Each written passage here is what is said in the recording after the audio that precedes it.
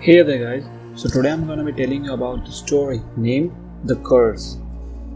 When you are an awkward fat kid in India, you're bound to get teased. A lot. It's just one of those inescapable universal truths that nobody questions. Still, you expect it to remain a genuine pure thing? Some things that your classmates do have to have a laugh without actually have the intent of hurting you. Not everyone gets the memo though. College life was particularly hard for me. For one, I was still in my hometown while all my friends were spread to different parts of India, and secondly, well, I am me. I was a very easy target. I wanted to complain to my grandmother, whom I called Amma. I should have called her Grandma or Mutashi, but I had heard my mother call her Amma all my childhood and I just copied her. Monkey see, monkey do. Yeah. Anyways, when my parents divorced, my grandma was vehement in keeping me. She made quite a show of it. In retrospect, I think she did it to put my mind at ease over the fact that neither of my parents actually wanted me. After my parents had skipped town, she had the responsibility of a pre-teen girl all on herself. She had started teaching again after 5 years of retirement, and I knew she was doing her best to take care of my upbringing and dealing with my teenage tantrums. I like to think I held up pretty well in the beginning. I didn't want to burden Amma with my pretty issues. I tried my level best to concentrate on my studies and not pay attention to what people said. They didn't mean any harm, right? They're just having fun. I made it a point to laugh along with them so that they believed I wasn't having any hard feelings, but that just encouraged them. From smiling through classmates, teasing, to listening crude remarks from boys sitting in the college bus, to even having to go through the unnecessary advices every time I nibbled on food, I went through all that quietly.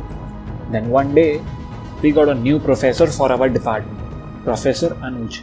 He was tall, had muscles, generally amiable face, and obviously became the heartthrob of the girls on campus. He was younger than most of our professors and seemed pretty adamant at wanting to be the chill professor. When he noticed that I was a favorite target for the teasing one, he joined right in. Slowly, his jokes in class started directing towards me. It made the whole class laugh, and even though I smiled along with the jokes, I felt very upset that day. That evening, I was sulking in my room, and when Amma came to call me for dinner, she took one look at me and stroked my hair lovingly, the unspoken question beaming in her eyes. Her warmth suddenly made me want to cry and I couldn't stop myself. Amidst my messy blubbering sobbing, I told her everything. She listened peacefully, her expression changing from surprise to bewilderment to confusion to anger in such a pace that it was almost comical. She exclaimed, "You're the most beautiful girl, Malu. They're just saying that because they are jealous. Can't you just see how perfect you are? How dare them compare my child to those malnutrition chicken breeds? And that teacher? He joked that you can't walk properly? Huh? You see for yourself. They trip on his own legs in the most inconvenient times." She made an act of whisking her hand in the air and bringing it back down, unclenching her fist. At the moment, it made me roll my eyes. My sweet Amma couldn't even pretend to do magic when it came to making me smile again. I chuckled at her antics and hugged her tightly. The topic was forgotten by the time dinner was done with. The next day, Professor Anuj tripped and fell down off a flight of stairs. I immediately thought of Amma's words when I learnt about Professor Anuj's accident. It felt so incredulous to have something like this happen. Coincidence? Huh? Still, that day when I went home and told Amma, she just smiled. For a moment, I genuinely wondered if she had really cursed Professor Anuj. A few days later, I had asked Grandma to give me a small amount of food when I saw her piling up rice on my plate. She seemed offended by the prospect of me even considering eating less. I laughed and told her, "My friends don't let me eat and you don't let me die." She frowned and immediately reached for my ear that was nearest to her to pull. "What?" Nothing. "Ouch, Amma." Good. Start eating and finish up everything." She left my ear and pouted at her. She smiled at me and asked, "Who doesn't let you eat, by the way?" I waved dismissively Just a joke at college, you know. Shubham, right? He started it. Anyways, it's just a plot to steal my tiffin. I laughed and started eating. But it seems Amma wasn't taking it lightly.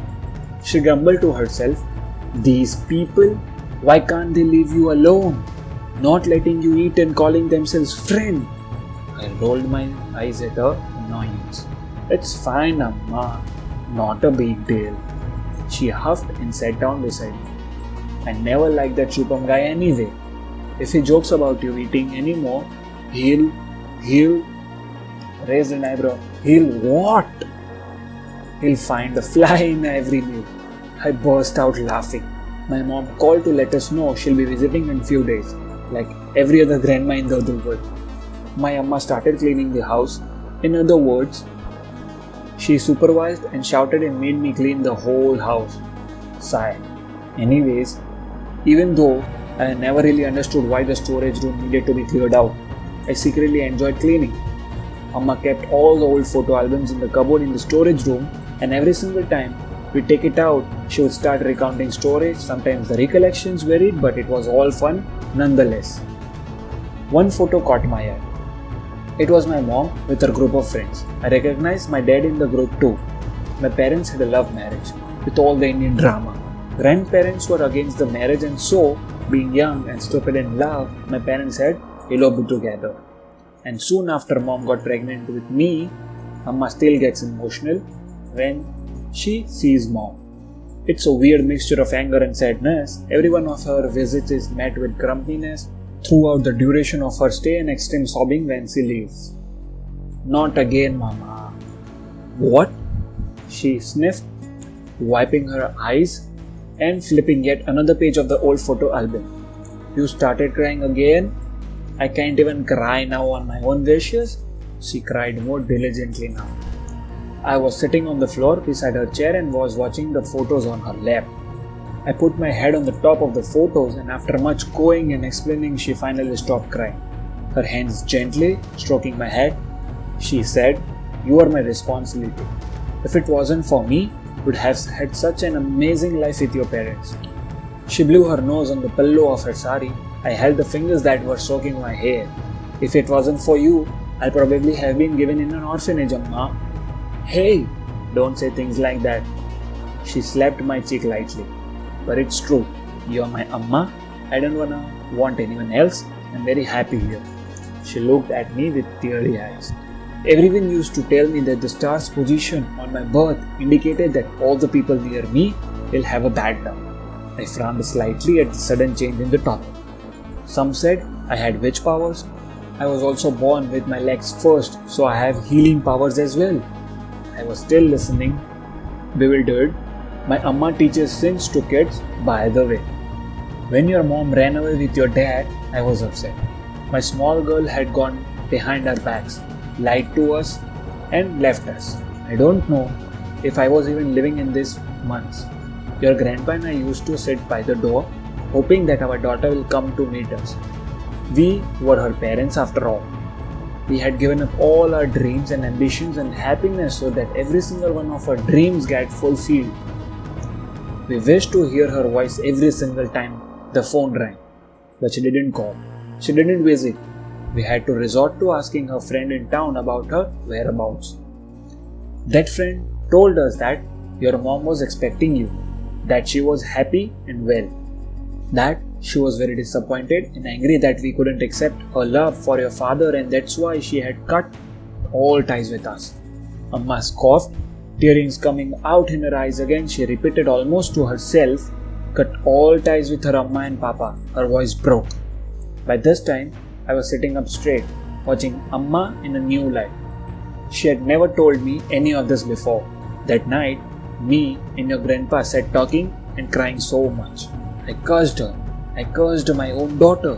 I said that she wouldn't understand that love anyone gives her, nor her love would never be understood. My husband scolded me for even thinking that. But what? He asked quietly.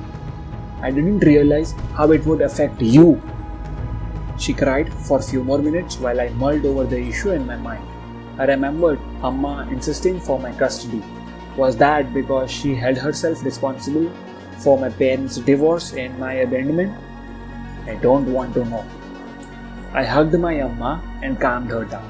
It's nothing like that, amma. Now please stop saying such things. You sound so old and superstitious. I shook my head in an unimpressed attitude. I didn't expect this from my cool amma. She bonked me on the head for that. We quickly got over the topic. Well, she got over it and shouted at me to look at the time. Then scolded me some more for distracting her for no reason.